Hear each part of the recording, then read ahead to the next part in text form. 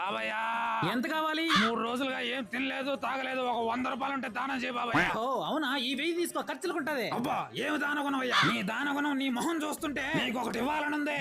దీన్ని ఎట్టి పరిస్థితుల్లోనూ ఓపెన్ చేయి. నువ్వు ఏ రోజైతే కష్టాల్లో ఉంటావో ఆ రోజే దీన్ని ఓపెన్ చేయి. మహాప్రసాదం. మావా మా అమ్మకి ఆరోగ్యం బాగాలేదురా. అయ్యో అవునా, 10,000 ఫోన్ పే చేసా చూడు. ఏమండి, మా చుట్టాలు లోన్ కోసం షూరిటీ అడుగుతున్నారండి. అయ్యో పాపం ఎన్ని కష్టాల్లో ఉంటారు. ఇటు షూరిటీ పెట్టేస్తా.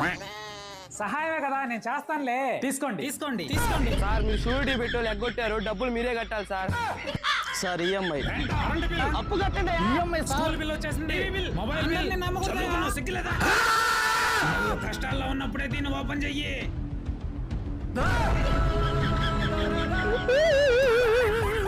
స్వామి నువ్వు ఇంత కరెక్ట్ గా ఎలా చెప్పగలిగావు స్వామి? ఒకటి చెప్తా ఈయన, అతిగా తాగేవాడైనా కొంచెం ప్రశాంతంగా ఉంటాడేమో కానీ అతిగా జాలి గుణం గలవాడు బాగుపడినట్టు చరిత్రలో లేదు. ఇక చెప్తున్నా, అతి జాలి గుణం వద్దు. అర్థమైంది స్వామి.